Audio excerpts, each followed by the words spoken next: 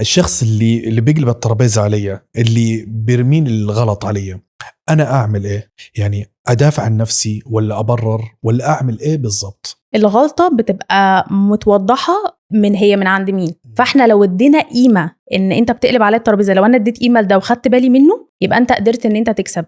وقدرت ان انت تتوهني عن الغلطة اللي بكلمك فيها انت اللي غلطت. فمثلا خلينا نلعب لعبة، حاول تقلب على الترابيزة. انت ليه كسرت الكوباية دي؟ مو انت اللي حطيتيها هنا. طيب خلي بالك، عشان هي انت ما كنتش ينفع تكسرها، فخلي بالك بعد كده عشان الحركة دي ضايقتني جدا، وخلاص واسيبك وامشي. انا كده عملت ايه؟ عملت لعبة اسمها سكيب. يعني عملت سكيب لكلامك، لانه هو واضح مين اللي غلط، فانا مش هقعد اتناقش معاك في حاجة وتقعد تتوهني عن الموضوع نفسه. فانا هنا خليت يبان انه كده كده انت اللي غلطان، فانا مش هتناقش في دي، فبالتالي انت مش هتعرف تكمل، لان انا خلاص قفلت على الجزئية اللي انت بتحاول تلعب عليها. الحيلة رقم 2، هنعمل نفس الكلام. ماشي، انت ليه كسرت الكوباية دي؟ انت حطيتيها بمكان اصلا طبيعي انها هتتكسر اصلا. ساكت ليه كسرتها؟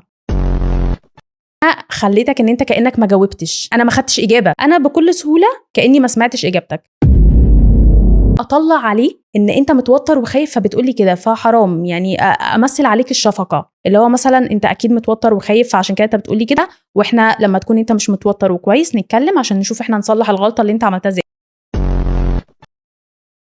ان انت نسيت، لا انت واضح ان انت ناسي ان انت كسرتها، او انت بتنسى كتير الفترة اللي فاتت.